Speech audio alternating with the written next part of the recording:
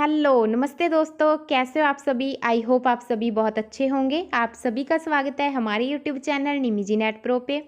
दोस्तों, आज की क्लास में हम application of ICT in research के बारे में पढ़ेंगे। हम देखेंगे रिसर्च में आईसीटी का कैसे प्रयोग किया जाता है और जब हम रिसर्च करते हैं तो कौन कौन से सॉफ्टवेयर को हम यूज़ करते हैं। इस क्लास में हम थ्योरी को पढ़ेंगे और कल की क्लास में हम इसी टॉपिक से रिलेटेड 2012 से जो भी अभी तक प्रीवियस ईयर एग्जाम में क्वेश्चन आए हुए हैं उनको सॉल्व करेंगे। आप देखना थ्योरी को देखने के बाद आपके जो क्वेश्चन है वो कितनी जल्दी से सॉल्व हो जाएंगे। इसी तरीके से हम सारे टॉपिक्स को कवर करेंगे। आप आने वाली सारी वीडियोस को ज़रूर देखना। इसके लिए आप हमारा चैनल निमिजी नेट प्रो जरूर सब्सक्राइब कर लीजिए और घंटी का बटन ज़रूर दबाइए ताकि आपको हमारी आने वाली वीडियोस का नोटिफिकेशन आसानी से मिल सके। चलिए दोस्तों, अब हम करते हैं अपनी क्लास को स्टार्ट और पढ़ते हैं application of ICT in research के बारे में। दोस्तों, एनटीए यूजीसी नेट एग्ज़ाम 2024 को देखते हुए हमने आप सभी के लिए एक स्पेशल सुपर बैच लॉन्च किया है जिसमें पेपर फर्स्ट के रिलेटेड कंप्लीट स्टडी मटेरियल रहेगा। इस कोर्स में आपको क्या क्या मिलेगा? नंबर 1 पे ऑल 10 यूनिट स्टडी नोट्स रहेंगे जो हिंदी इंग्लिश में रहेंगे। नंबर 2 पे ऑल 10 यूनिट्स रिकॉर्डेड लेक्चर्स रहेंगे। नंबर 3 पे 2012 से दिसंबर 2023 तक all previous year question paper रहेंगे, वो विद आंसर टिक रहेंगे। नंबर 4 पे 2012 से 2023 तक यूनिट वाइज क्वेश्चन रहेंगे। नंबर 5 पे 2012 से 2023 तक टॉपिक वाइज क्वेश्चन रहेंगे और इसके साथ साथ आपको 5 फ्री बोनस भी दिए जाएंगे और इसके भी अलावा आपको 5 सुपर बोनस भी मिलेंगे। फुल इन्फॉर्मेशन आप जहाँ से रीड कर सकते हो और इसके लिए आप हमारा ऐप निमिजी नेट इंस्टॉल कर सकते हो। फुल डिटेल के लिए और किसी भी प्रॉब्लम के लिए आप हमसे व्हाट्सएप पे कांटेक्ट कर सकते हो। वीडियो डिस्क्रिप्शन बॉक्स में ऐप का लिंक और व्हाट्सएप कांटेक्ट नंबर दिया हुआ है। थैंक यू दोस्तों। Application of ICT have many effects on research. ICT का जो प्रयोग है जब हम रिसर्च में करते हैं तो उसके काफ़ी सारे प्रभाव पड़ते हैं रिसर्च पे। They can be classified into 3 category. देखिए, रिसर्च में आईसीटी का जो प्रयोग है मुख्य 3 स्टेप्स में किया जाता है। देखिए कौन कौन से स्टेप हैं। Application of ICT in pre data analysis, second step है application of ICT in data analysis and third है application of ICT in post data analysis. इसको हम आपको समझाने की कोशिश करते हैं। पहला स्टेप है application of ICT in pre data analysis. देखिए जी क्या कह रही हैं कि आईसीटी का प्रयोग होता क्या, डेटा को एनालिसिस करने से पहले। इसका क्या मतलब हुआ, जब हम रिसर्च करते हैं तो पहले हम लिटरेचर व्यू करते हैं, सैंपल इकट्ठा करते हैं, सैंपल इकट्ठा करने के बाद डेटा को कलेक्ट करते हैं, तो उनमें जो आईसीटी का प्रयोग होता है उसको हम कहते हैं pre data analysis. Second step है application of ICT in data analysis. मतलब कि जब हमने डेटा को इकट्ठा कर लिया, ठीक है, उसके बाद हम डेटा का जो एनालिसिस कर रहे हैं उसमें हम जो आईसीटी पर जो करते हैं उसको हम कहते हैं डेटा एनालिसिस। थर्ड स्टेप है application of ICT in post data analysis. मतलब कि डेटा को एनालिसिस करने के बाद जब आईसीटी का प्रयोग किया जाता है तो उसको पोस्ट डेटा एनालिसिस कहा जाता है। आई होप जी आपको समझ में आया होगा। आपने ये भी ध्यान रखना है कि रिसर्च में जो आईसीटी के स्टेप्स हैं वो 3 हैं। हमसे ये चीज़ें भी अक्सर पूछ ली जाती हैं एग्जाम में, ठीक है, और आपने इनका नाम भी याद रखना है। पहला है प्री डेटा, दूसरा है डेटा एनालिसिस, तीसरा है पोस्ट डेटा एनालिसिस। अब हम पढ़ते हैं application of ICT in pre data analysis. मतलब कि आईसीटी का प्रयोग डेटा को एनालिसिस करने से पहले कैसे यूज़ किया जाता है। सबसे पहले इन्होंने बताया हमें साहित्यिक खोज। मतलब कि हम लिटरेचर ओवरव्यू करते हैं, हम देखते हैं कि जिस टॉपिक पे हम रिसर्च कर रहे हैं उस पे पहले कितने लोगों ने रिसर्च कर रखी है, किस तरीके से उन्होंने काम कर रखा है, हमें किस तरीके से काम करने की आवश्यकता है, तो वो सारी चीज़ें हम पहले देखते हैं, उसको हम कहते हैं साहित्य खोज। आगे है लेख उपलब्धता, थीसिस और शोध प्रबंध उपलब्धता। मतलब कि जो हमारा टॉपिक है उसके रिलेटेड हमें लेख मिल जाते हैं, थीसिस मिल जाते हैं जिनको हम पढ़ सकते हैं, एनालिसिस कर सकते हैं और जो हमारी रिसर्च है उसमें हम इम्प्रूवमेंट ला सकते हैं।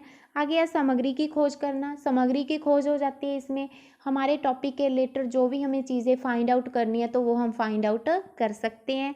साहित्य ट्रैकिंग कर सकते हैं हम। आंकड़ा संग्रहण, मतलब कि आजकल तो क्या होता है, ऑनलाइन सर्वे होता है ना। ऑनलाइन सर्वे से हमारा जो काम है आईसीटी की मदद से जल्दी हो जाता है। आगे भी यही चीज़ें बताई हुई हैं। देखिए पहले क्या होता था, पहले सर्वेक्षण करना होता था तो बहुत सारा काम करना पड़ता था, ठीक है, बड़ी बड़ी पुस्तकें पढ़नी पड़ती थी। लेकिन आज के टाइम में क्या हुआ है, आईसीटी के प्रयोग से जो हमारा काम है वो बहुत ही आसान हो गया है और हम कुछ ही घंटों में जो साहित्य का सर्वेक्षण है बड़ी आसानी से और जल्दी से कर सकते हैं। इसके लिए काफ़ी तरह के प्लेटफॉर्म उपलब्ध हैं, ठीक है, जैसे कि शोध गंगा भारतीय सरकार की एक वेबसाइट है जहाँ पे क्या है, हमें हमारे टॉपिक के related thesis, article, research paper, ये सारी चीज़ें मिल जाएंगी। वहाँ पे हम जाके लिटरेचर सर्वे कर सकते हैं कि किन किन लोगों ने इस टॉपिक पे रिसर्च कर रखी है और आगे इस टॉपिक पे किस तरह से हमें रिसर्च करनी चाहिए। आगे है गूगल स्कॉलर में क्या है, provides a way to broadly search for scholarly literature across disciplines and sources. ये क्या, इसमें भी वही चीज़ है कि जिस टॉपिक पे हम रिसर्च कर रहे हैं हम उस टॉपिक के रिलेटेड इस पे जाके सर्च करते हैं तो हमें काफ़ी मात्रा में हमारे लिटरेचर है जो वो हमें मिलता है, ठीक है, सोर्सेज मिलते हैं जिसको हम एनालिसिस करते हैं, ठीक है। आगे Microsoft academic search, find information about academic papers के बारे में हमें इंफॉर्मेशन मिलती है, ऑथर्स के बारे में मिलती है, कॉन्फ्रेंसेस के बारे में मिलती है, जर्नल्स के बारे में मिलती है, ठीक है। तो ये सारी चीज़ें हमें माइक्रोसॉफ्ट एकेडमिक सर्च पे मिल जाती हैं। आगे है मोस्ट पॉपुलर सॉफ्टवेयर मेंडली। इसमें क्या होता है, जैसे बड़े बड़े रिसर्च स्कॉलर हैं, ठीक है, प्रोफेसर हैं, उन्होंने जो भी रिसर्च पे काम कर रखा है वो इस सॉफ्टवेयर पे शेयर करते हैं। तो हम क्या करते हैं, उनका जो काम है हम उसको देख सकते हैं, ठीक है, जिससे हमें काम करने में काफ़ी आसानी होती है। आगे है एसएसआरएन। इसमें क्या होता है, इसमें जैसे सोशल साइंस है, ठीक है, सोशल साइंस के रिलेटेड जब हम रिसर्च कर रहे हैं तो उसमें यूज़ इसको हम करते हैं। आगे हम पढ़ते हैं डेटा संग्रह क्या है, मतलब कि डेटा कलेक्शन, उसमें आईसीटी का प्रयोग हम कैसे करते हैं। ऑनलाइन वेब आधारित या इंटरनेट सर्वेक्षण के माध्यम से हम डेटा को कलेक्ट करते हैं। इस उद्देश्य से निर्मित सॉफ्टवेयर और इंटरनेट प्रौद्योगिकी का प्रयोग किया जाता है। इसमें डेटा को इकट्ठा करने के लिए बहुत कम समय लगता है और खर्चा भी हमारा कम आता है। इम्पॉर्टेंट जो डेटा कलेक्शन एप्लीकेशन है आईसीटी में की वो है गूगल फॉर्म और सर्वे मंकी। और भी काफ़ी वेबसाइट होंगी, ठीक है, लेकिन जो सबसे ज़्यादा मतलब इम्पॉर्टेंट है, मतलब फेमस हैं, वो यही हैं, Google forms and survey monkey. Google forms में क्या है, हम इजीली अपना फॉर्म भर सकते हैं, इजीली फॉर्म क्रिएट कर सकते हैं। आगे देखते हैं, अब हम पढ़ते हैं application of ICT in data analysis के बारे में, मतलब कि डेटा को एनालिसिस करते समय आईसीटी का कैसे प्रयोग होता है और कौन कौन से सॉफ्टवेयर यूज़ किए जाते हैं। जो हमारा डेटा होता है उसमें 2 टाइप्स होती हैं, मतलब कि मात्रात्मक डेटा और गुणात्मक डेटा। मात्रात्मक डेटा मतलब क्वांटिटेटिव डेटा। सबसे पहले हम इसी के बारे में पढ़ेंगे, इसमें कौन कौन से जो टेक्निक्स हैं वो यूज़ की जाती हैं। देखिए सबसे पहले है एसपीएसएस। एसपीएसएस है जो वो मोस्ट इम्पॉर्टेंट है, ठीक है, इसमें बहुत ज़्यादा फीचर्स हैं, एडवांस्ड फीचर हैं, ठीक है, एडवांस इसमें फंक्शन है। इसकी फुल फॉर्म भी आपने याद रखनी है क्योंकि एग्जाम में फुल फॉर्म भी पूछी जा सकती है। Statistical package for social science. आगे है RR foundation for statistical computing. Next है मैटलैब द मैथवर्क्स, इसको मैथ के कामों में यूज़ किया जाता है। नेक्स्ट है माइक्रोसॉफ्ट एक्सेल, इसके बारे में तो आप सभी को पता ही होगा, हम यूज़ करते हैं कैलकुलेशन के लिए, ऑफिस वगैरह में यूज़ किया जाता है इसको, ठीक है। नेक्स्ट है एसएएस स्टैटिकल एनालिसिस सॉफ्टवेयर। आगे है ग्राफपैड प्रिज्म। आगे है मिनी टैब। तो इस तरीके से आपने ये सारी चीज़ें, मतलब कि सारी टेक्निक्स को ध्यान में रखना है कि मात्रात्मक डेटा विश्लेषण के समय हम जे टेक्निक को यूज़ करते हैं।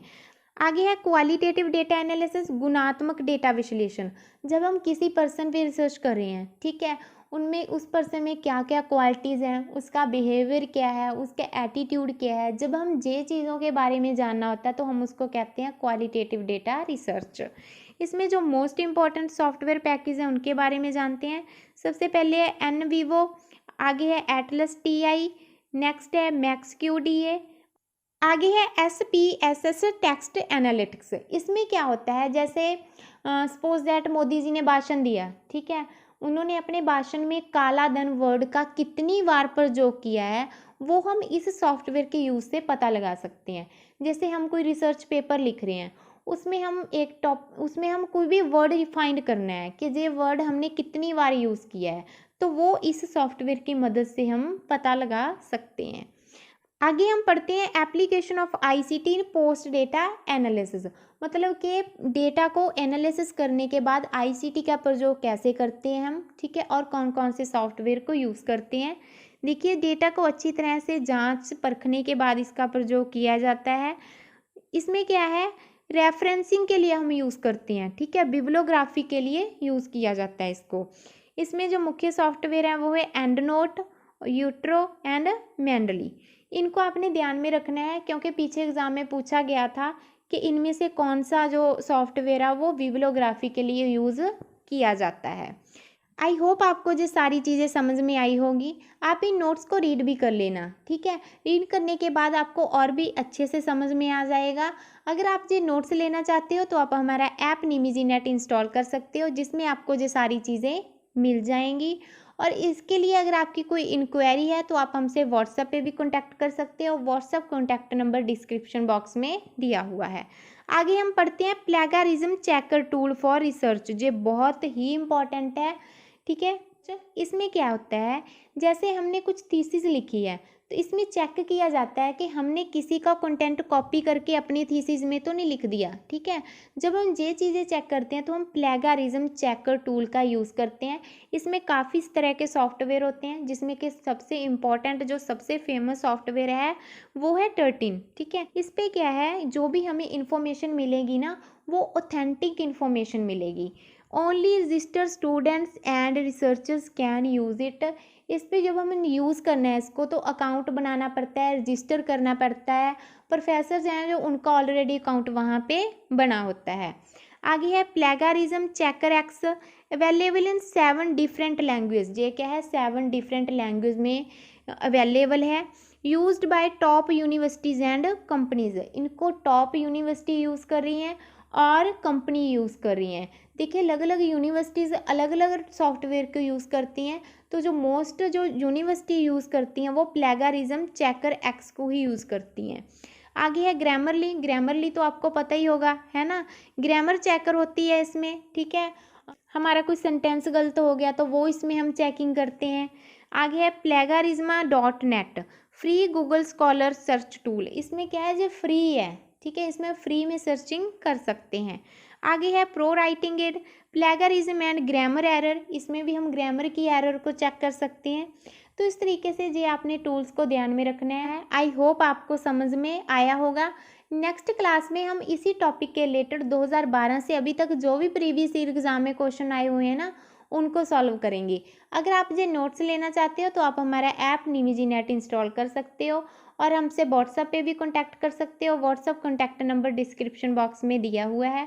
वीडियो को लास्ट तक देखने के लिए आपका बहुत बहुत धन्यवाद। मिलते हैं नेक्स्ट वीडियो में। थैंक यू दोस्तों, बाय बाय।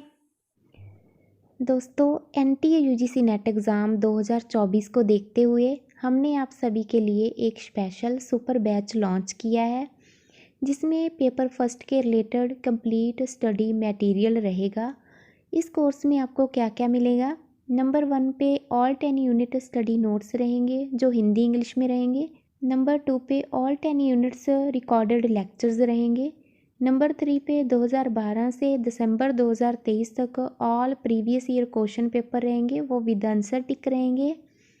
नंबर 4 पे 2012 से 2023 तक यूनिट वाइज क्वेश्चन रहेंगे। नंबर 5 पे 2012 से 2023 तक टॉपिक वाइज क्वेश्चन रहेंगे। और इसके साथ साथ आपको 5 फ्री बोनस भी दिए जाएंगे और इसके भी अलावा आपको 5 सुपर बोनस भी मिलेंगे। फुल इन्फॉर्मेशन आप जहाँ से रीड कर सकते हो और इसके लिए आप हमारा ऐप निमिजी नेट इंस्टॉल कर सकते हो। फुल डिटेल के लिए और किसी भी प्रॉब्लम के लिए आप हमसे व्हाट्सएप पे कांटेक्ट कर सकते हो। वीडियो डिस्क्रिप्शन बॉक्स में ऐप का लिंक और व्हाट्सएप कॉन्टैक्ट नंबर दिया हुआ है। थैंक यू दोस्तों।